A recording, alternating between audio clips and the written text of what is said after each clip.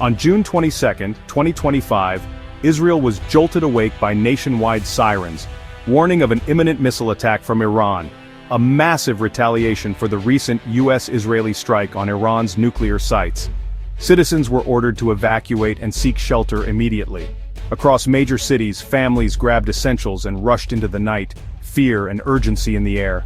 Underground, parents comforted children, neighbors helped the elderly, and strangers became allies as everyone sought safety.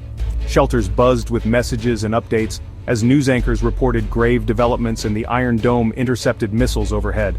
The government urged unity and resilience as explosions echoed through the night, each interception a small victory amid the threat. As dawn neared, somber faces in shelters reflected the heavy cost of conflict, the nation waiting in fear and hope for what would come next. The crisis began with a bold and unprecedented military gamble.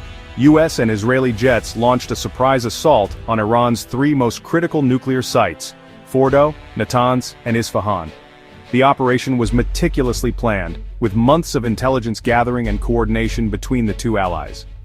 As the first bombs fell, the world was jolted awake by the scale and precision of the attack, which targeted the very heart of Iran's nuclear program. Israeli Prime Minister Netanyahu called it a preemptive strike for national survival, insisting that Israel had no choice but to act. President Trump, standing before the world's cameras, declared the operation a spectacular success and a necessary step to ensure global security.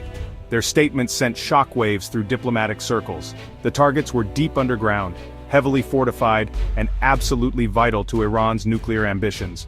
These sites represented years of investment and secrecy, protected by layers of concrete and steel. The world watched in disbelief as the region's fiercest rivals, now joined by a superpower, crossed a dangerous line that many had long feared. Newsrooms buzzed with urgent updates and global markets trembled. In Tehran, outrage was immediate and intense. Iranian leaders condemned the attack as an act of war, vowing crushing retaliation and rallying the nation in defiance.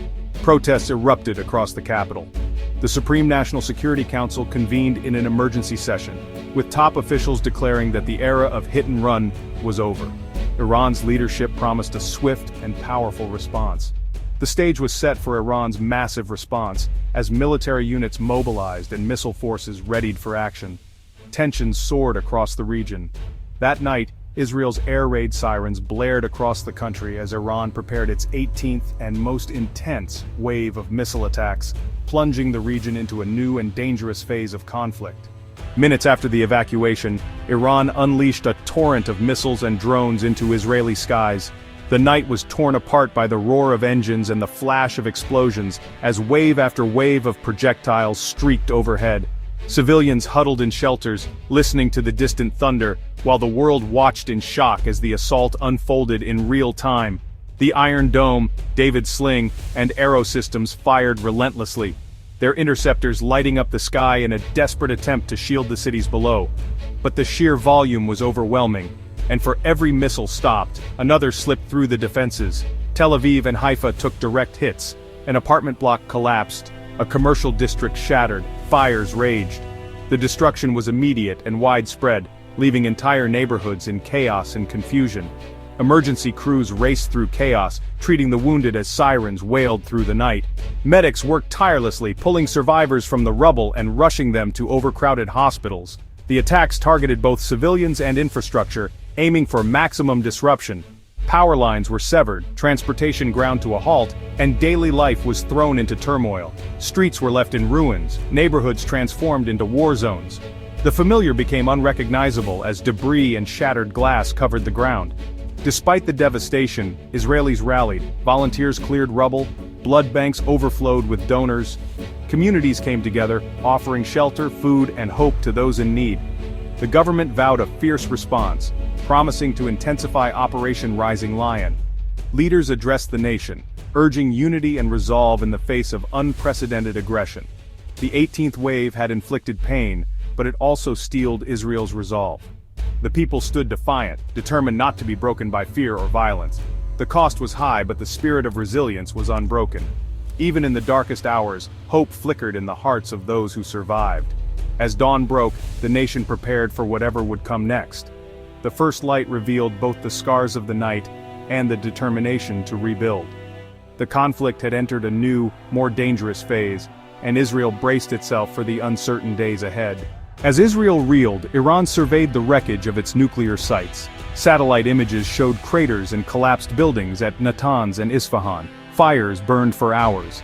The government downplayed the damage, insisting the nuclear program was intact, but the reality was clear: the strikes had hit hard. In cities like Qom, residents felt the ground shake and saw a heavy military presence. State media showed controlled images, but fear and disruption were widespread. Iranian leaders responded with defiance, rallying crowds and vowing revenge.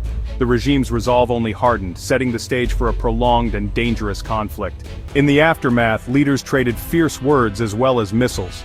Iran's supreme leader promised unforgettable retribution, while diplomats rushed to Moscow seeking Russian support. Israel's Netanyahu defended the strikes as necessary, mourning casualties but vowing to protect his nation at any cost. President Trump claimed victory, but U.S. officials quietly warned the threat was far from over. The UN became a battleground of accusations, each side blaming the other for destroying hopes of diplomacy. The world watched as diplomacy gave way to ultimatums and threats. With both sides locked into their narratives, de-escalation seemed impossible. The next move could tip the region into all-out war. The conflict split the world's powers. France and the UK called for restraint, but Germany leaned toward supporting the strikes as a necessary evil. Russia condemned the attacks and welcomed Iran's diplomats, deepening its alliance with Tehran. China urged calm, but its calls went largely unheeded. The fractured response gave Iran, Israel, and the US more room to maneuver. The world divided into camps: supporters, opponents, and anxious bystanders. Diplomatic paralysis only heightened the risk of further escalation. The Iran-Israel clash sent shockwaves across the Middle East and beyond. The threat to the Strait of Hormuz spiked oil prices and rattled global markets. Humanitarian crises deepened, especially in Gaza, where aid deliveries stalled and shortages worsened. Air travel halted, economies faltered, and daily life ground to a halt under the shadow of war. The conflict's human cost extended far beyond the battlefield, touching millions. The world now faced the real danger of a wider war, one that could draw in superpowers and devastate the region. The cycle of attack and retaliation threatened to spiral out of control. As the world watched, the hope for peace seemed more distant than ever.